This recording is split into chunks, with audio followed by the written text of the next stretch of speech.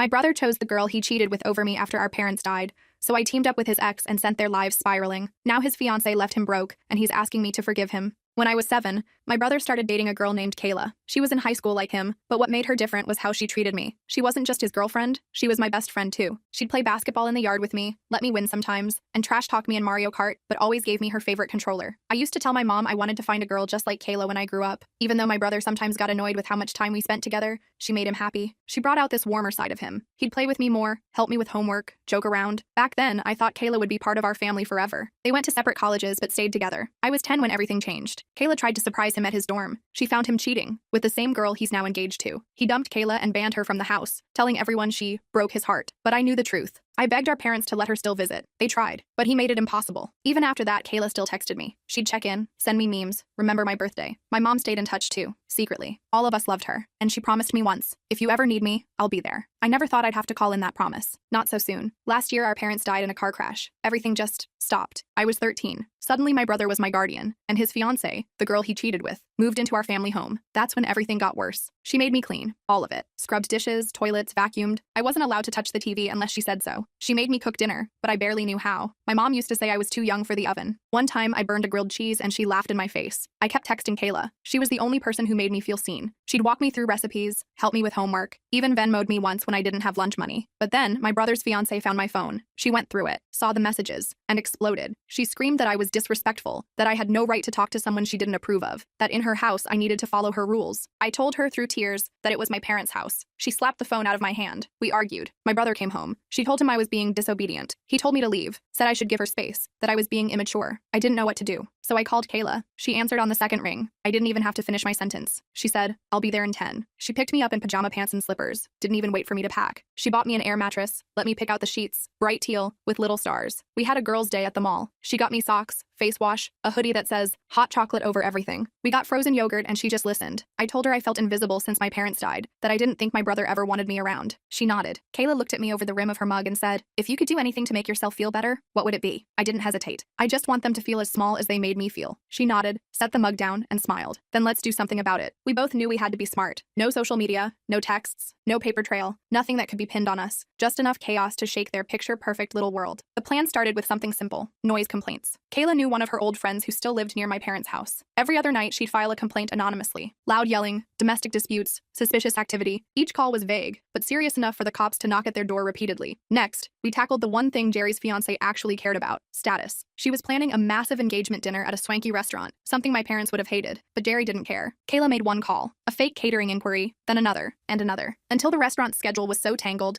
her reservation got dropped entirely. No refund, no rebooking, just a full room and nowhere for them to host it. A few days later, Kayla sent a gift to their house with a note that read, to the grieving girl who lost her moral compass. We're so sorry for your loss. A friend. It rattled them. I know because my brother called me that night furious. Did you put Kayla up to this? He barked. I'm not allowed to talk to people you Jerry'd approve of, remember? I said sweetly before hanging up. But it didn't end there. The last part of our plan took a little more effort. Kayla knew Jerry's fiancé had applied for a scholarship program to go back to school. She needed glowing references from people in the community. So we made a few calls, anonymously of course. We let them know about the unpaid fines she had from previous apartments, about the little scam she'd run during COVID selling fake designer bags online, about the way she was currently caring for a minor. Her application got flagged. She didn't know why, but I did. And the best part? None of it could be traced back to us. The next time I saw my brother, he looked tired. As for me, I'm finally sleeping through the night. Kayla and I haven't said it out loud, but we both know the revenge isn't over. We're just getting started. I thought we were being clever. I really did. But I underestimated how low my brother's fiancé would go. Yesterday, I got home from school to find 2 police officers standing in Michelle's living room. My heart dropped into my stomach. Michelle was sitting on the couch, looking calm, but I could tell she was scared. The officers explained that my brother's fiancé had reported Michelle for kidnapping a minor. Me. I couldn't believe it. I immediately jumped in, telling them I wasn't kidnapped, that I was kicked out of my own house. The officers looked skeptical. One of them, Officer Reyes, asked me to pack my things. They were taking me back to my brother's. I cried the whole way there. When we arrived, my brother and his fiancé were waiting, looking all concerned and relieved. It was such an act. His fiancé even hugged me, whispering, "You'll learn not to cross me." The officers wanted to talk to all of us separately. When it was my turn, I told Officer Reyes everything. How they made me clean the whole house, how they took my phone, how they kicked me out. I showed him the text from that night. I even showed him the crack in my phone screen from when she slapped it out of my hand. Officer Reyes took a lot of notes. Like, a lot. He asked me a bunch of questions about my living situation, about my parents' death, about how my brother became my guardian. I tried to answer everything honestly, but I was so nervous my voice kept cracking. He noticed and got me a glass of water, which was nice. The whole time I could hear my brother and his fiancée talking to the other officer in the kitchen,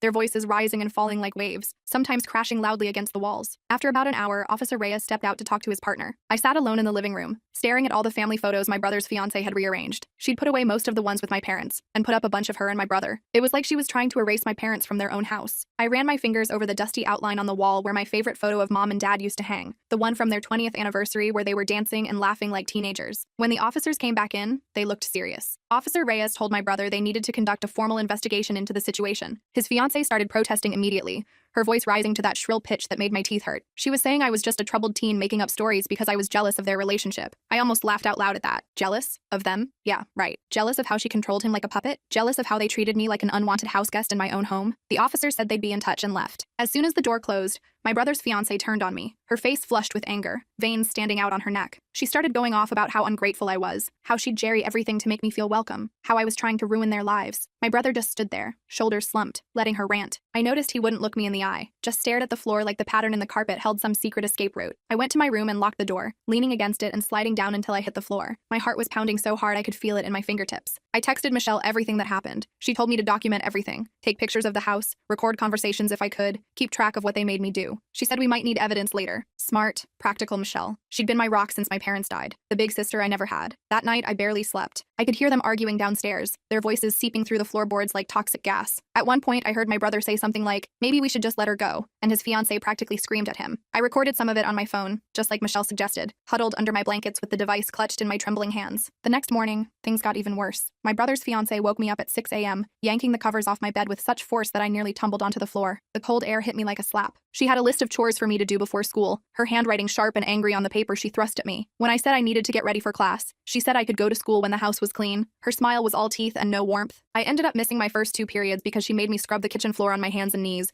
inspecting every tile with exaggerated scrutiny. I took pictures of my raw, red hands afterward, the skin peeling slightly where the cleaning chemicals had eaten away at it. At school, I got called to the guidance counselor's office during 3rd period. My stomach dropped when I heard my name over the intercom. Apparently, Officer Reyes had contacted the school as part of his investigation. The counselor, Mr. Patterson, with her kind eyes and collection of inspirational posters, asked me a bunch of questions about my home life. I told her everything, how they treated me, how they kicked me out, how I felt safer with Michelle. She looked concerned, making notes in a folder with my name on it, and said she'd be following up with Child Protective Services. As I left her office, I felt both relieved and terrified, like I'd started an avalanche and now had to outrun it. When I got home that afternoon, my brother was waiting for me. His fiancée wasn't there, which immediately put me on edge. She was always there, monitoring everything. He actually seemed different, nervous. He kept running his hand through his hair the way he used to when he was stressed about exams in college. He asked if I wanted pizza for dinner, as if we were just a normal family having a normal day. I was suspicious, but said yes, my stomach growling at the thought of actual takeout instead of whatever health food kick his fiancée was on that week. While we ate, he tried to make small talk, asking about school and stuff. It was weird. He hadn't shown interest in my life for months. I answered in monosyllables, watching him carefully over the rim of my soda glass. The pizza sat heavy in my stomach as I waited for whatever was coming. Finally, he got to the point, setting down his half-eaten slice and clearing his throat. He said his fiancée was really stressed about the police investigation and the call from my school. He said maybe we could work something out where I'd tell everyone there was just a misunderstanding. In return, they'd ease up on the rules at home. His eyes were pleading, but there was something else there too. Fear. I asked him point blank if he remembered kicking me out. The words hung in the air between us like a challenge. He stammered something about how I'd misinterpreted what happened, his gaze sliding away from mine. I pulled out my phone and played the recording I'd made that night, where he clearly told me to leave. The color drained from his face like someone had pulled a plug. Where did you get that? He asked, his voice barely above a whisper. I recorded it. I record a lot of things now, I told him, trying to sound confident despite my racing heart. It wasn't entirely true, but he didn't need to know that. The bluff seemed to work. He looked at me like he was seeing me for the first time. He got quiet after that, pushing his plate away and staring out the window at the darkening sky.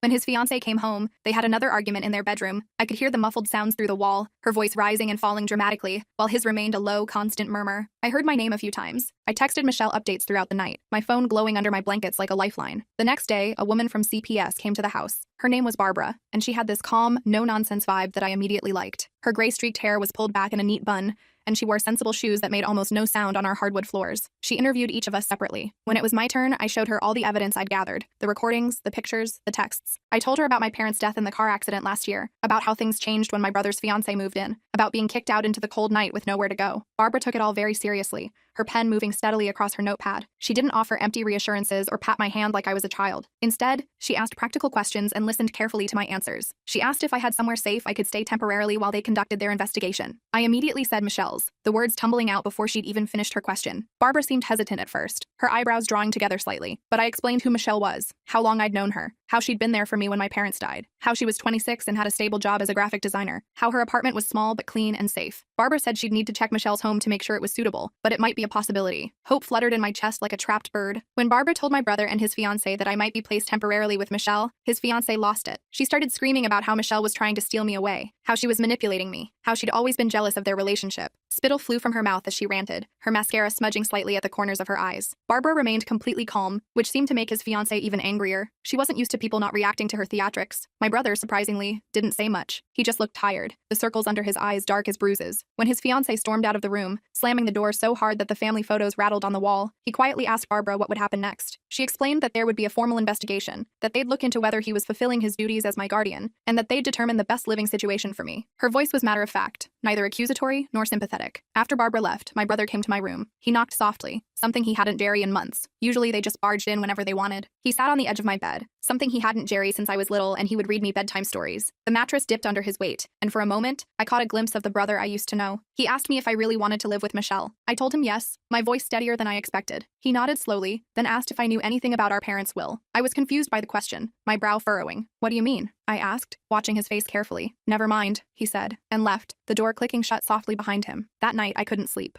I lay awake, staring at the glow-in-the-dark stars on my ceiling, remnants from when this was truly my room, in my home. I heard them talking downstairs, their voices drifting up through the heating vent. They were talking about money, about the house, about something called a trust. I didn't understand all of it, but I got the feeling there was something about my parents' will that I didn't know about, something important. I texted Michelle about it, my fingers flying over the screen. She said she'd look into it, that she had a friend who was a lawyer. The next morning, she picked me up for school. Barbara had arranged it so I wouldn't have to ride with my brother or his fiancée. As we drove, the morning sun painting everything gold, Michelle told me she'd found something interesting. Apparently, my parents had set up a trust for me. The house was supposed to be kept until I was 18, and there was money set aside for my care. My brother was the trustee, which meant he was in charge of managing it, but he couldn't just use it however he wanted. It was meant for me, for my education, my needs, my future. Do you think he's been using my money? I asked, my voice small in the quiet car. I Jerry, no, Michelle said, her hands tightening slightly on the steering wheel. But we're going to find out. After school, Michelle took me to meet her friend, a lawyer named Jeremy. He was younger than I expected, with glasses and a friendly smile that made the corners of his eyes crinkle. His office was small but neat, with law books lining the walls and a desk that looked like it had seen better days. He explained trusts and wills to me in a way that actually made sense,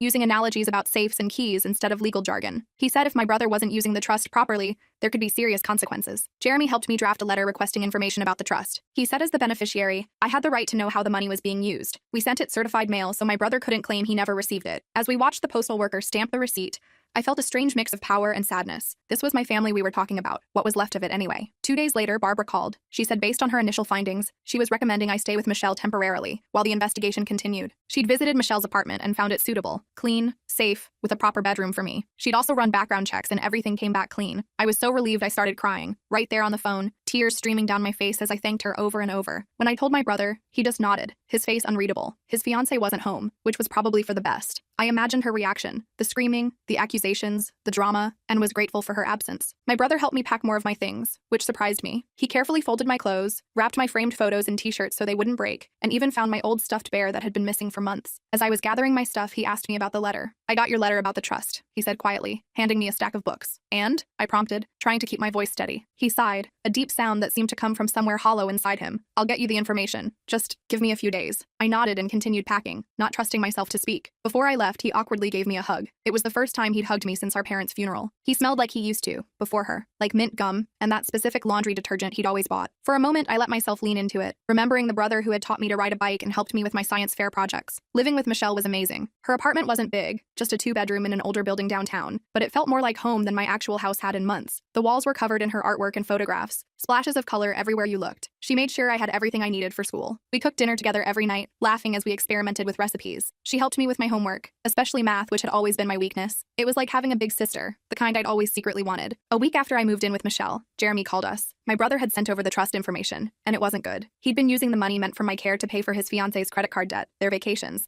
and even part of her engagement ring, a 3-carat monstrosity that she was always flashing around. The house was supposed to be maintained for me, but he'd been talking to realtors about selling it. My childhood home, the last place I had memories of my parents, nearly sold out from under me. Jeremy said we had enough evidence to petition the court to remove my brother as trustee. He could even face legal consequences for misusing the funds. I wasn't sure how I felt about that. Despite everything, he was still my brother, the only family I had left. The thought of him in legal trouble made my stomach twist, even after everything he'd Jerry. That night, my brother showed up at Michelle's apartment. He looked terrible, like he hadn't slept in days. His clothes were wrinkled, his hair unwashed, his eyes bloodshot. His fiancée wasn't with him, which immediately set off alarm bells in my head. Michelle let him in but stayed close to me the whole time, a protective presence at my side. He told us his fiancée had left him. Apparently, when she found out about the trust and that he might get in trouble, she packed her bags and disappeared. She'd maxed out their joint credit cards before leaving, taking the engagement ring and most of the jewelry he'd bought her. He looked broken, sitting there on Michelle's colorful sofa, his shoulders hunched like he was trying to make himself smaller. Part of me felt satisfied seeing him like that. After everything they'd put me through, it felt like justice. But another part of me remembered the brother who used to push me on the swings and help me build snowmen. The brother who held my hand at Mom and Dad's funeral. The brother who existed before he met her. I messed up, he admitted, his voice rough. With the trust. With you. With everything. I didn't know what to say. The silence stretched between us, filled only by the soft ticking of Michelle's wall clock. Michelle stepped in, asking what he wanted, her tone businesslike but not unkind. I want to make things right, he said, looking up at me with red-rimmed eyes. I'll step down as trustee. I'll pay back every cent I took. I Jerry want to lose my sister too. I was skeptical, crossing my arms over my chest. He'd chosen his fiancée over me so many times. Why should I believe him now? Was he only here because she'd left him? Because he was alone? As if reading my mind, he added, I know you, Jerry, trust me. You shouldn't, but I want to try to earn it back. Lost. Since Mom and Dad died. That's not an excuse.